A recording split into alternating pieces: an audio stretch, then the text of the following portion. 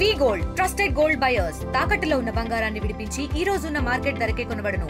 మరిన్ని వివరాలకు సంప్రదించండి 7710 సూర్యాపేట జిల్లాలో మంత్రి ఉత్తమ్ కుమార్ రెడ్డి పర్యటన చేయడం జరిగింది. పలు అభివృద్ధి కార్యక్రమాలని మంత్రి ఉత్తమ్ కుమార్ రెడ్డి ప్రారంభించడం జరిగింది. లిఫ్ట్ ఇరిగేషన్ స్కీమ్లు కూడా జాన్పాడు లిఫ్ట్ ఇరిగేషన్ స్కీమ్లను కూడా పరిశీలించడం జరిగింది. అయితే కొత్తగా వస్తున్నటువంటి రేషన్ కార్డుల విషయంలో ఇలాంటి అపోహలు అవసరం లేదని అర్హులైన అందరికీ కూడా రేషన్ కార్డులు అందిస్తామని కూడా మంత్రి ఉత్తమ్ కుమార్ రెడ్డి చెప్తున్నటువంటి పరిస్థితి కనిపిస్తుంది.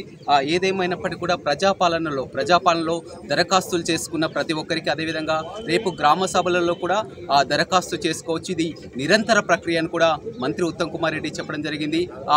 దీంట్లో కొంతమంది కావాలని కూడా రేషన్ కార్డుల విషయంలో దుష్ప్రచారం చేస్తున్నారని, ఆ దుష్ప్రచారాన్ని నమ్మొద్దని కూడా చెప్పడం జరిగింది. రేషన్ కార్డుల విషయము చాలా ప్రతిష్టాత్మకంగా తీసుకుంది.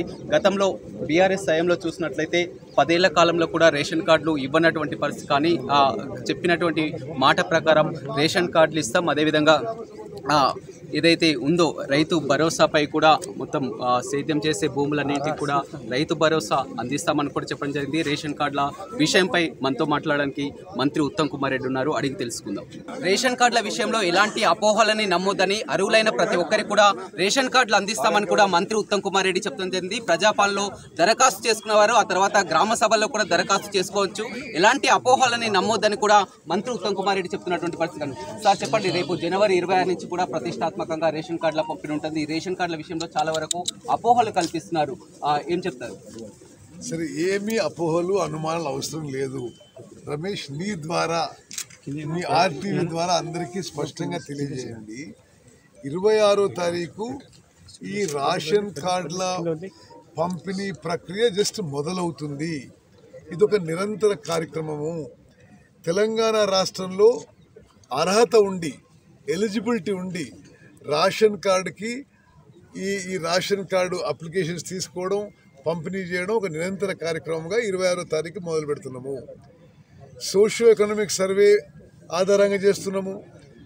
ప్రజాపాలనలో తీసుకున్న అప్లికేషన్స్, ప్రజావాణిలో తీసుకున్న అప్లికేషన్స్, మరి ఈ సేవలో గతంలో పెట్టిన అప్లికేషన్స్తో సహా లిస్టులలో పేర్లు లేకుండా ఉండి అర్హత ఉంటే గ్రామ సభలో అప్లై చేయండి. మీది కూడా మరి ఎలిజిబిలిటీ క్రైటీరియా ప్రకారం పరిశీలన చేస్తాము. పంపిణీ కాకముందే ఈ రూమర్స్ ఎందుకని సార్? సరే, ఇప్పుడు ఎందుకు ఈ రూమర్స్ వచ్చినాయో, మరి ఒక పెద్ద మనిషి 10 ఏళ్ల బీఆర్ఎస్ ప్రభుత్వంలో రేషన్ కార్డులు ఇవ్వలేదు, వాళ్ళేమో మరి మీరు ఇట్లిస్తున్నారు అట్లిస్తున్నారని మాకు చెప్తున్నారు.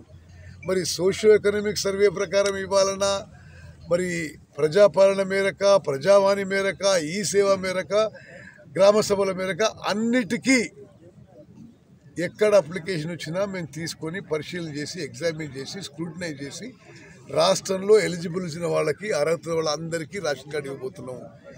ఇంకోటి రమేష్, మీ ఆర్టీవీ ద్వారా తెలంగాణ ప్రజానీకాన్ని తెలియజేస్తున్నా, గత 10 ఏళ్లుగా బీఆర్ఎస్ ప్రభుత్వం ఇచ్చిన మొత్తం రేషన్ కార్డులు, ఉన్న రేషన్ కార్డులు 90 లక్షలు, నెంబర్ ఆఫ్ బెనిఫిషరీస్ 2,81,00,000.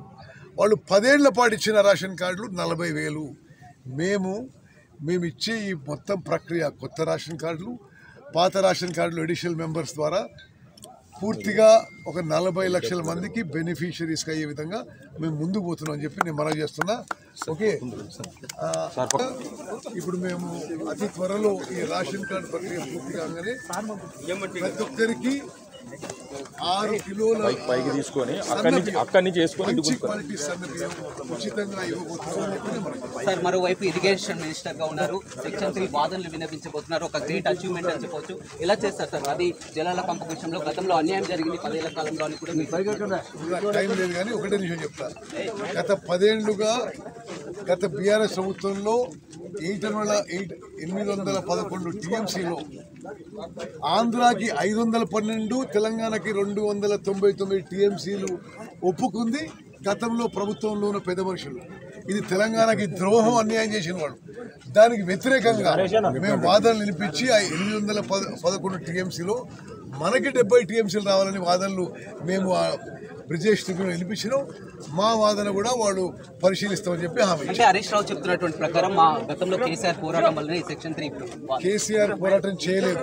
ఇన్ఫాక్ట్ అవగాహన లేకనో, అసమర్థతనో, బద్ధకమో తెలియదు, కానీ 10 ఏళ్లలో కృష్ణా నదీ జలాల వాటాల విషయంలో గత బీఆర్ఎస్ ప్రభుత్వంలో మనకి చాలా అన్యాయం జరిగింది. ఆ అన్యాయాన్ని ఇప్పుడు సరి చేస్తున్నాం. రైట్, చూడొచ్చు కూడా చాలా క్లియర్ గా చెప్తున్నారు మంత్రి ఉత్తమ్ కుమార్ రెడ్డి చెప్తున్నటువంటి ప్రకారం రేషన్ కార్డుల విషయంలో ఎలాంటి అపోహలు అవసరం లేదని కూడా అర్హులైన వారందరికీ కూడా ఆ రేషన్ కార్డులు ఇస్తున్నామని చెప్తున్నారు. అదేవిధంగా నదీ జలాల విషయంలో కృష్ణా నది సెక్షన్ 3 వాదనల ప్రకారం కూడా వచ్చే నెల 19 నుంచి కూడా వాదనలు వినిపించబోతున్నారు. మొత్తం నీటి వాటాల విషయంలో తెలంగాణకు అన్యాయం జరిగింది. గతంలో కేసీఆర్ 10 ఏళ్ళు అధికారంలో ఉండి కూడా ఎలాంటి వాదనలు వినిపించలేకపోతున్నారు.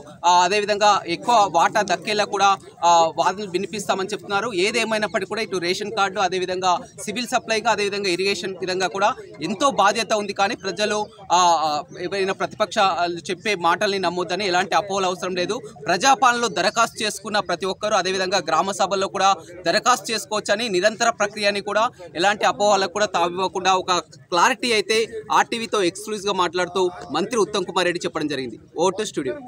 మరిన్ని వీడియోస్ కోసం ఛానల్ ని సబ్స్క్రైబ్ చేయండి. లేటెస్ట్ అప్డేట్స్ కోసం వాట్సాప్ ఛానల్ ని ఫాలో అవ్వండి. అండ్ లింక్ డిస్క్రిప్షన్ లో ఉంది.